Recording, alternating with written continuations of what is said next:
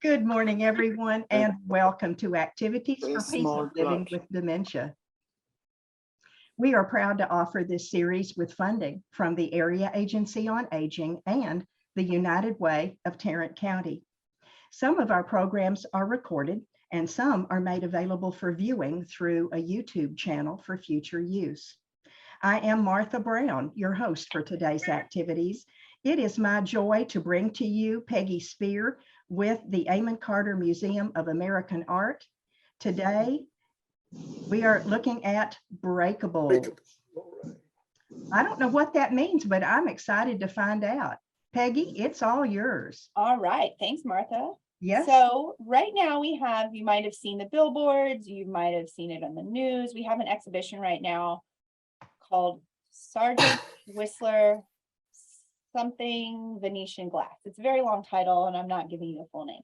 But this will be on view until the end of, early September, September 11th. So we will go look at the Venetian glass we'll actually be looking at the paintings really. But we're going to start in our main gallery with an installation that's inspired by the exhibition that's currently, actually in progress of being installed right now. And it will stay on view through September 25th. So a little bit after the Venetian glass show closes. But it's amazing. And I hate that it won't be around forever. So we'll just have to look at it in pictures, and pictures do not do justice at all to what this installation is, but it's called Shaking the Shadow. You can see. Wow. And this is up now? This is up now. So you can see it's hanging from the ceiling on our second floor and about clears the floor maybe by 2 or 3 feet. You can see the platform. And it's a bunch of, this is the best picture I could take of it, and our photography team hasn't taken close-ups of it. There are hundreds of little strands of glass. Real of glass? Real glass? Yes. Wow. Probably fiber optic. Probably fiber That's optic. exactly what it's like. It's a lot Fiber like optic. Okay, that's fiber better. optics. That's better. Yeah, it's a lot like It's a little fiber more optics. pliable than just regular glass. Yeah, so I have disappearing because I'm reaching for the samples the artist has given me. So you can kind of see it's pretty flexible. Yeah. Yeah, it's fiber optic. Okay. So it won't break as easily when it gets hung. Yes, it's less breakable, but still breakable. And when it does break, it's almost kind of like when a windshield crumbles into a bunch of little pieces. Yeah, it just That's kind of how it shatters. He's given me some pieces too that are much thicker. They were too thick for him to hang, but you can compare to, I mean, it's really hard seeing this on a computer screen. I should have like a I see it. No, I see you it. can kind of see the thickness Yeah. difference. So this installation was inspired by what we're going to see up in the Venetian glass, but we'll kind of walk through what his process is. So Justin is a Texas-based artist and a glass artist, and he is working on site Saturdays and Sundays. He's in the furnace pulling the glass from the kiln with 2 assistants. And then on Monday, when the museum is closed, he's hanging those the long strands in gallery on the ceiling. You can see there's a grid. You can't see the rest of it, but you kind of see the dots.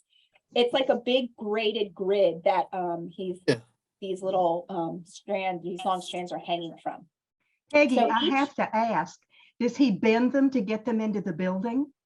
So no, so you can kind of see, okay, so you can see here, he's walking the glass from the kiln, pulling it out, and you can see he's walking along a long white table. It's almost like a snake cage type of thing where it's a really long 30-foot wooden trough, essentially. Okay. So the glass is cooling as he's pulling. And then he drops it into this long 30-foot bin. Okay. Ah, So then he brings them in, and as he's pulling them out of the box, he then curves the top of it to make it the hook that Mhm. will hang from the grid at the top of the ceiling. And then pulls the grid up. So then Oh, he hands them. There's a bar here. He's hanging them on. You can kind of see it here. uh-huh. And then they pull the bar up, and one of his assistants up at the top of this scissor lift is then hanging the hook on the grid. Okay. Mm. Oh, So wow. you can none of these pictures really show, but because of that flexibility, like the fiber optics, Mhm. it's like they're just pulling it up, and it's got enough bend to it that they're just pulling it, and then it's not so rigid that it's snapping or anything on the way. Okay. Some of them too, and I don't think I have an example of it here.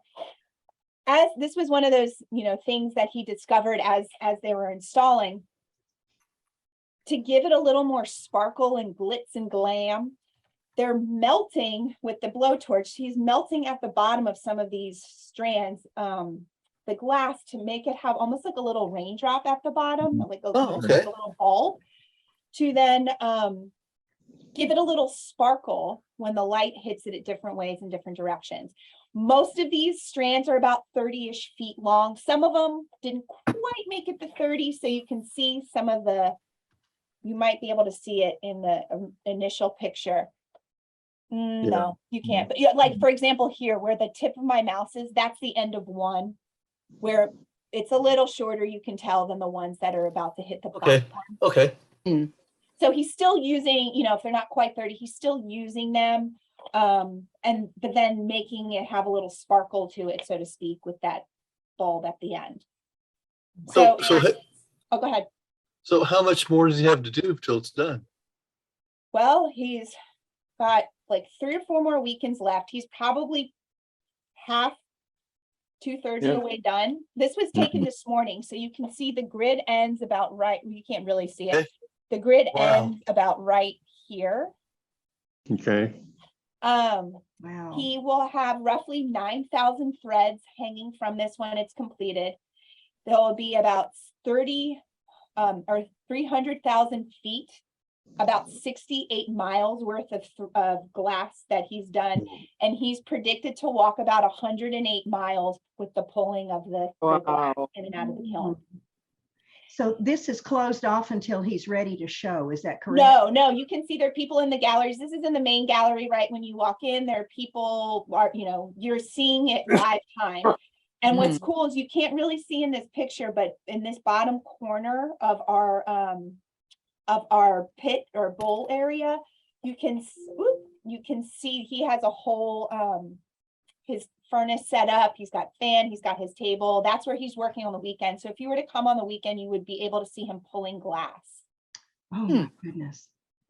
Or pulling it. And so kudos to him, because this has been one of the hottest summers on record in the area. And he is working over this 2,000 degree furnace. Yeah. No kidding. Glass. Yeah. I So take no my one's hat been off. burned. He bent over, and I think it might have even been in his studio, and his face touched the rod, but he was okay. But there's been no injury.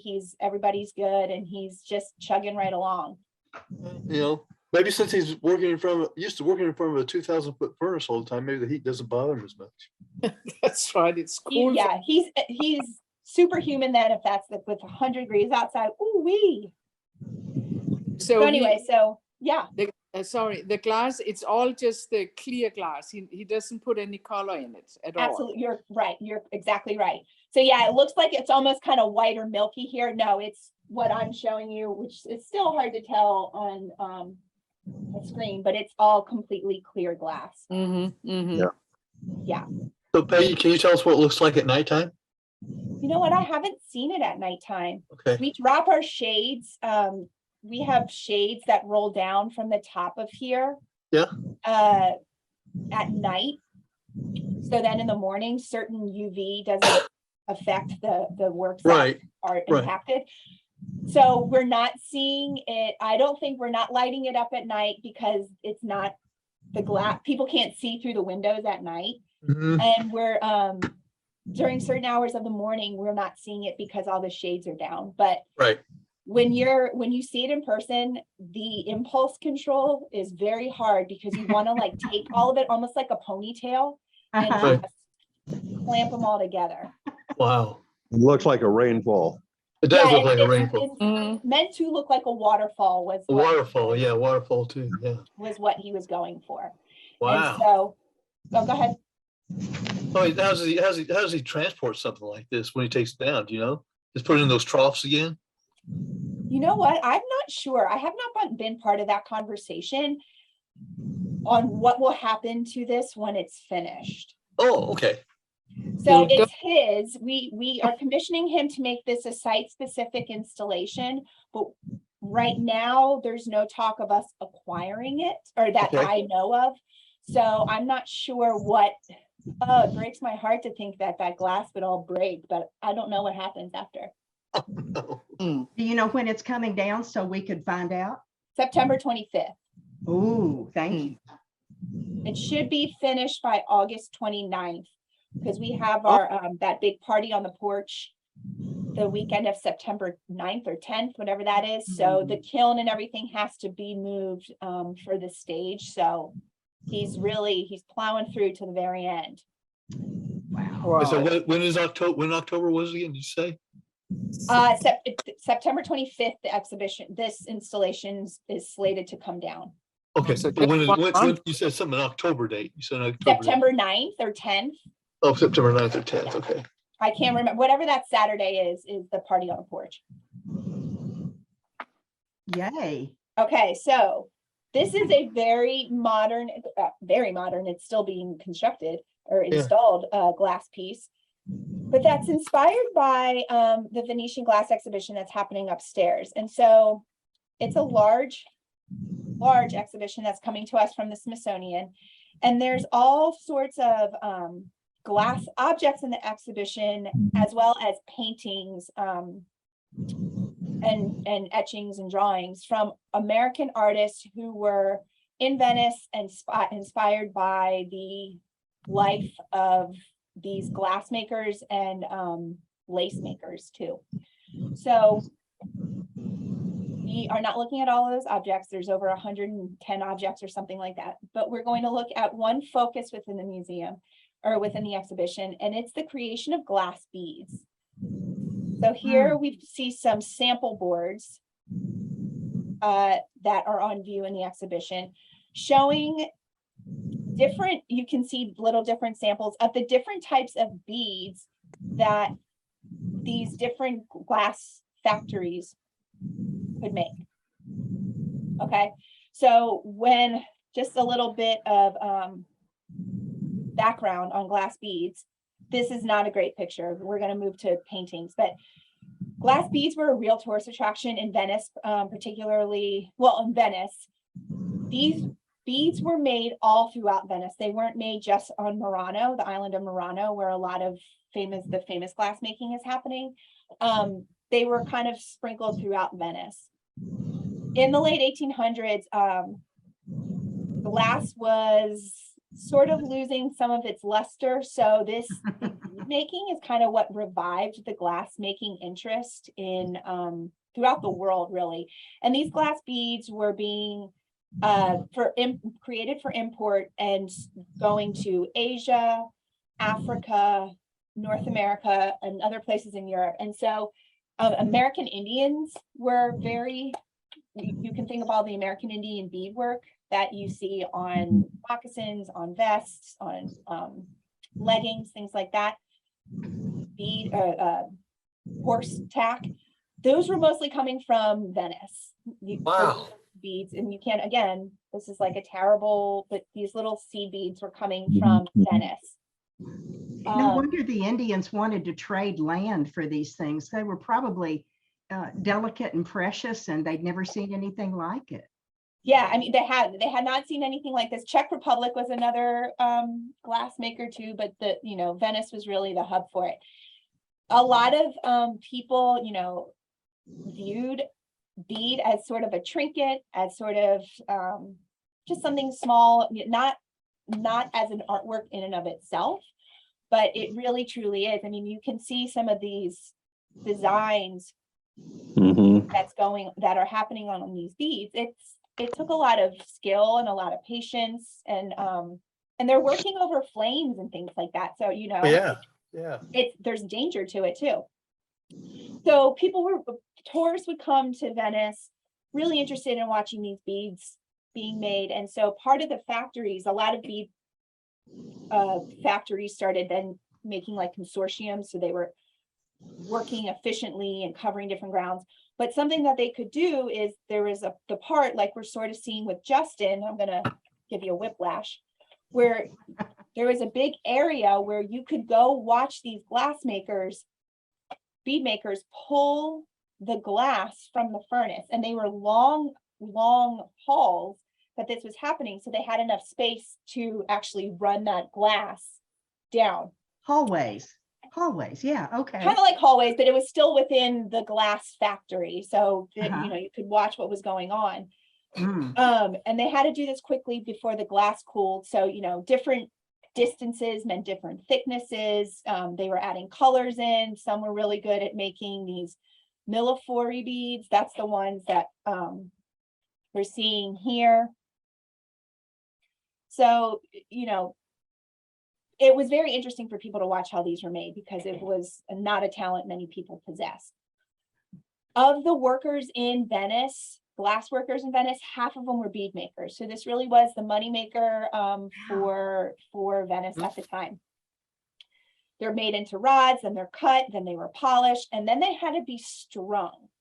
So this was a really very tedious job. It was mostly women were the ones mostly working the bead factories. Women were the one who were the bead sorters.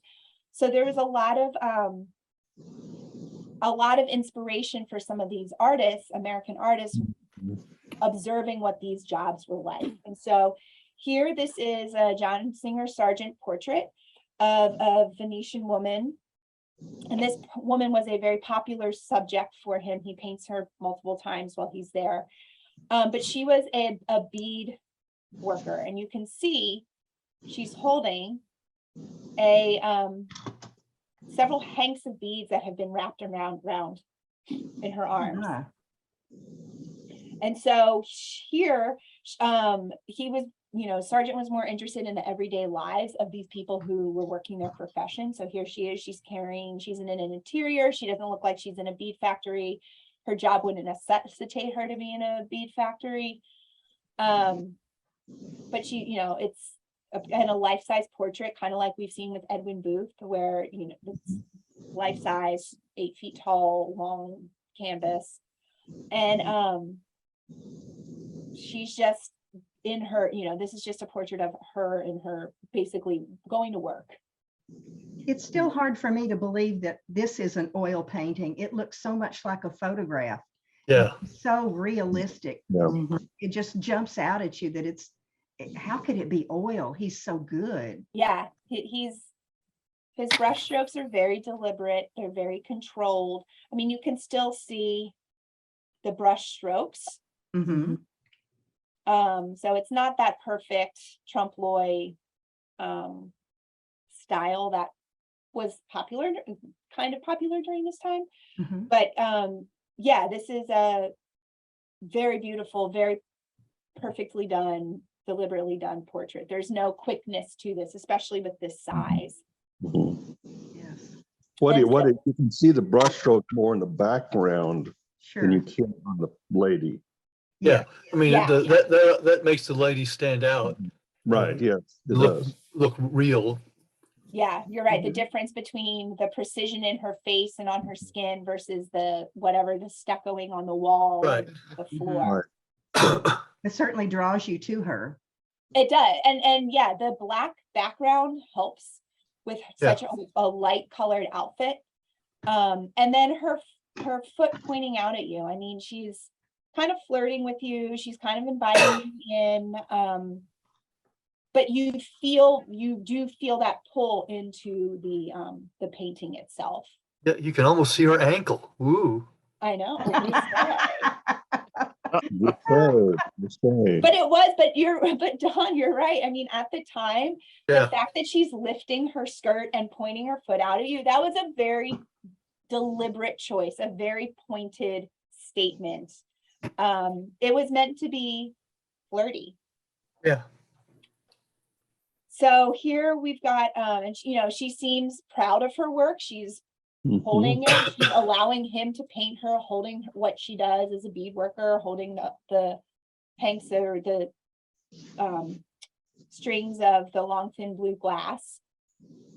So when you say beadwork, I'm sitting here thinking, how do they get the holes in the beads? Do they use a very hot needle to melt through so that there's a hole, or how do they do that? So I think that has to be how they do it, because they're pulling them out in rods. I've written it down somewhere. Let's see. They're cut into smaller rods, then cut into individual beads, and they're grinded and polished. So when I think they're in the rod, I think they might be, the glass is either a round metal that then stays, and when it cools, they pull it out, Yeah. or they're running it, and then they have to go back in with something that's hot that's giving them that. Yeah. Okay, all right.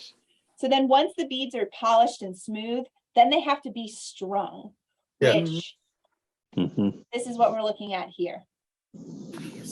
Yeah.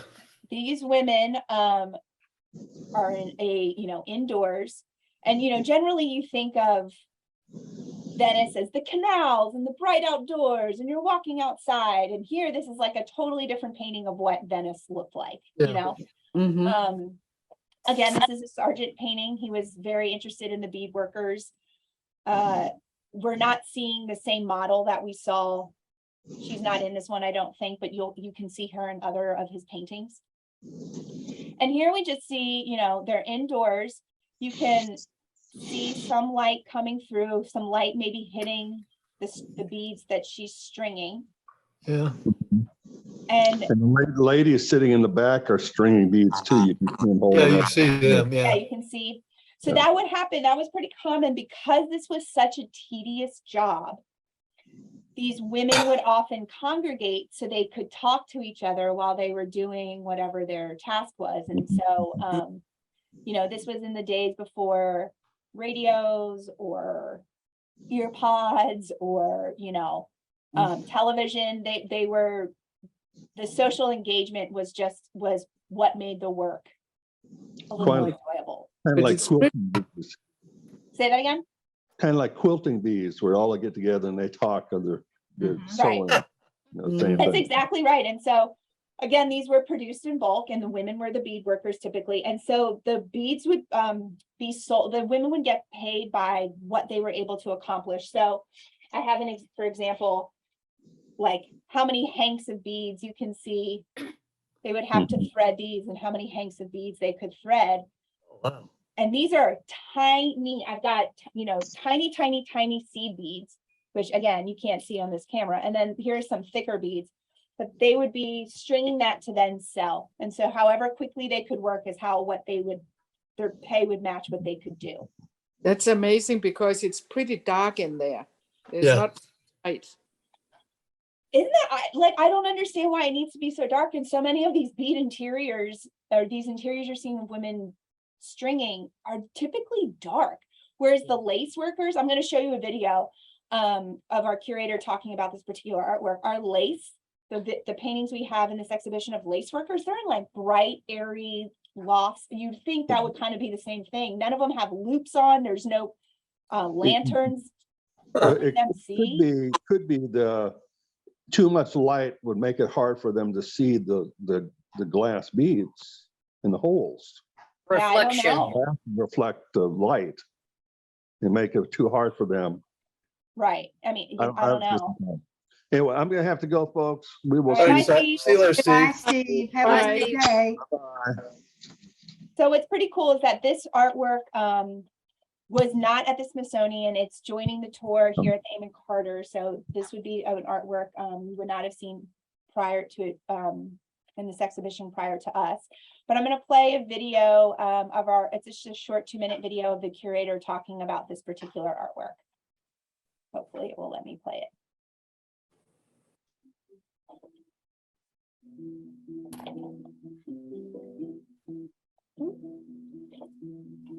We're standing in front of John Singer Sargent's A Venetian Interior, which is a painting that has joined the tour after the Smithsonian, just for us. And it's from the Sterling and Francine Clark Art Institute.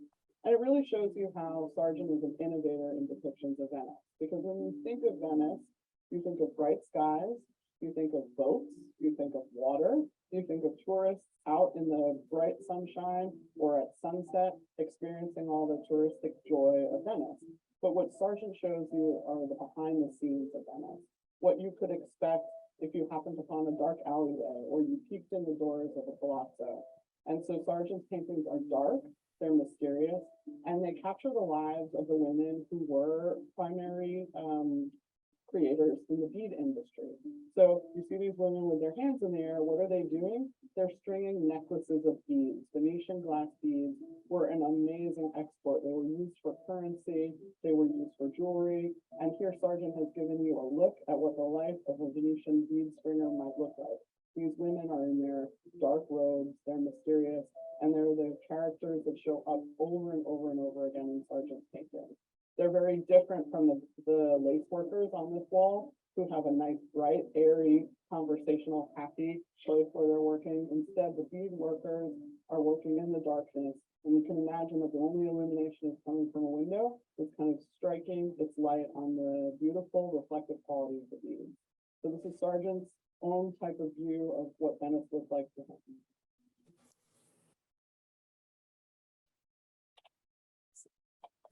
So, you know, just a different point of view. Wait, can you all, are we sharing? Not right now. Okay. Yeah, I don't know what I did. Yeah. Or now we're sharing? Mm-hmm. Okay, cool. Yeah, so there are a few Sargents. He was very much influenced by Venice. He was actually born in Florence to expats and then came to New York, and he was the premier portrait painter. So you've seen probably Sargent portraits in the past. You've definitely seen them with me. We have a couple on our walls. But then we're not going to get into it, but this is just one more type of artwork you would be seeing in the exhibition. Lots of glasses and goblets that were being made in Venice. These were, you know, commissioned for people with initials were sold. Collectors would like to have collect letters for certain reasons. So anyway, this is just a beautiful one that is also on view. Not at all bead making, but other types of glasswork that was happening. Yeah, there used to be a glassworks place up in Grapevine that you could go in on the weekends or something. You could go in and visit and look at what they had. Yeah. And I mean, it was fascinating to see them draw all this stuff out of the furnace and make different shapes. There's a glass studio that helped make some demonstration pieces that are in the exhibition in Fort Worth called Seneca Studios. Okay. So, and I can't remember what the Denton one is, but we've been working with the glass studio that does the same thing, opens up its garages, and you can see the glass workers. And then another educator in the department's actually doing like an apprenticeship right now at the okay. So yeah, it's a very tedious and work intensive art, but a beautiful art nonetheless. Well, I mean, this is a beautiful vase that we got, Myron. I got some glass roses that were blown to go in it. Unfortunately, the glass things don't stand up well to clumsy people, and it got knocked over. And eventually, it got knocked over so many times that it was not very attractive. So yeah, I know, that's the thing about glass, huh? Right. Well, that is that exhibition is on view through September 11th. So then it travels. I don't know where it's traveling next, but yeah, there's some wonderful glass and paintings on view right now. So that is our time with Breakable. Next week we are back with the topic sleep. So we will sleep. Did you say sleep? Yes. Oh, okay. So we have surprisingly a large amount of artworks that depict sleep. So okay. We will be looking at that. I hope you all have a really good week, and I will see you next Wednesday. Thank you. Thanks, Peggy. Thank you, Peggy. Bye. You are on mute. Yes, thank you so much. Well, let's take a look at what's coming up, and then we have, don't go away, we have 30 minutes of Fifth Street Cafe, which is our coffee talk, so don't go anywhere. Okie dokie. Peggy Spear is doing Breakable at 10:30 and 11:30 and 1:30 today, so she's going to be a busy beaver. And since most of us are here, probably nobody will show up for those, and she'll have a free afternoon. Tomorrow, oh, get yourselves ready. Bingo all day long. Woohoo! Thursday, bingo all day long.